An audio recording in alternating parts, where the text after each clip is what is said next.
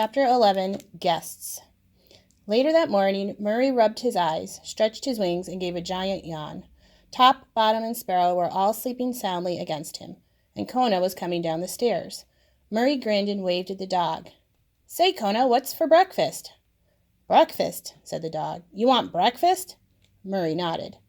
"Murray, when I got back from Gooseberry Park this morning at 6, you ate a whole bag of Fritos, a box of Ritz crackers, a 16-ounce package of provolone cheese, and an orange." "I ate an orange?" Murray asked. "It's only 10. How in the world can you still be hungry?" said the dog.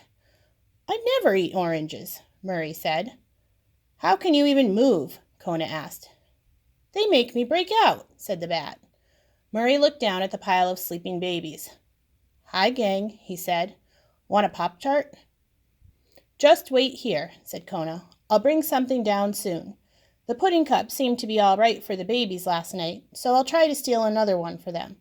But you have to stay here and keep quiet, Murray. We can't let Professor Albert find you." "Sure," answered Murray cheerfully. "No problem. But what are my chances of getting a Mars bar?" "Just stay," said Kona, disappearing back up the stairs. Murray sighed. He looked all around the basement. Pipes, wires, what to do? Suddenly, the sound of a television show came drifting down.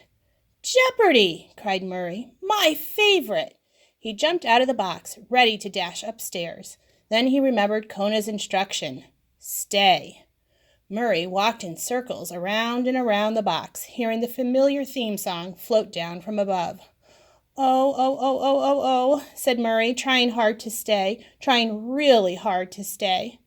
"But Alex Trebek is my idol," he wailed, and flum, flum, flum, he was on his way. The basement steps led to the kitchen. Murray flew in and, hiding inside a china cabinet, poked his head out and looked toward the living room. Professor Albert was watching television and eating a Danish.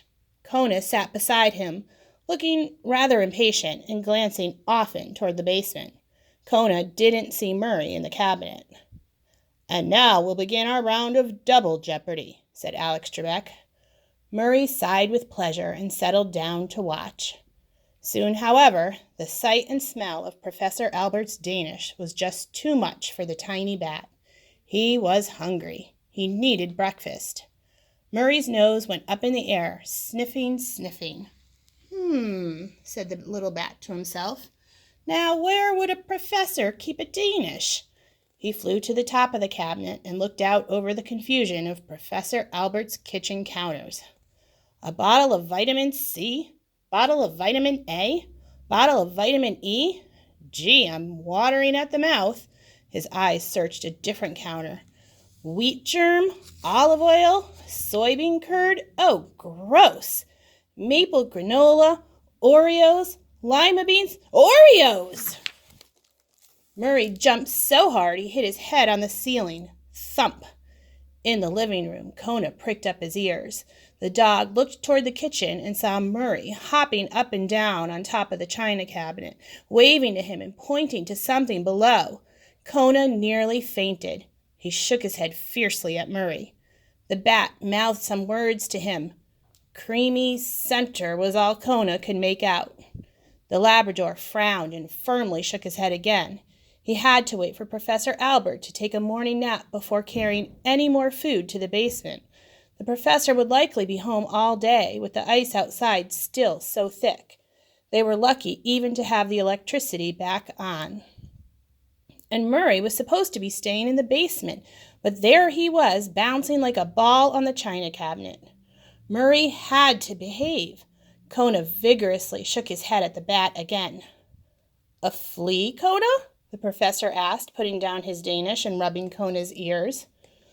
"No, just a pest," the Labrador said to himself. Back in the kitchen, Murray threw up his wings in exasperation. "A whole bag of Oreos in the kitchen, and the dog only wants his ears scratched.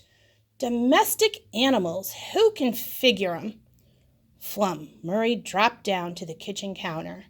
Just then, Professor Albert rose and said something about needing some butter. "Uh-oh," said Murray, who was just getting to his first creamy center. Professor Albert started for the kitchen. Double uh-oh, Murray said again, stuffing the Oreo in his mouth and looking for a place to hide.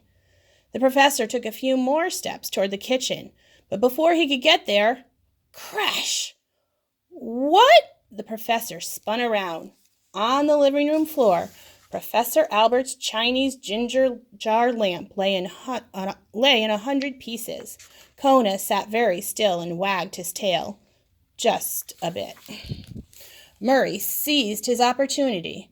The cookie still in his mouth, he grabbed 2 more with his feet and flew down the basement steps. Back in the living room, Professor Albert was saying that he didn't understand how a lamp could just knock itself off a table, and why did he keep thinking he heard a bird in the house? And really, weren't the past 24 hours the strangest anyone had ever seen? Kona, glancing over at the sleeping Gwendolyn, tried to wipe the guilty look off his face. He could not have agreed more with the old professor.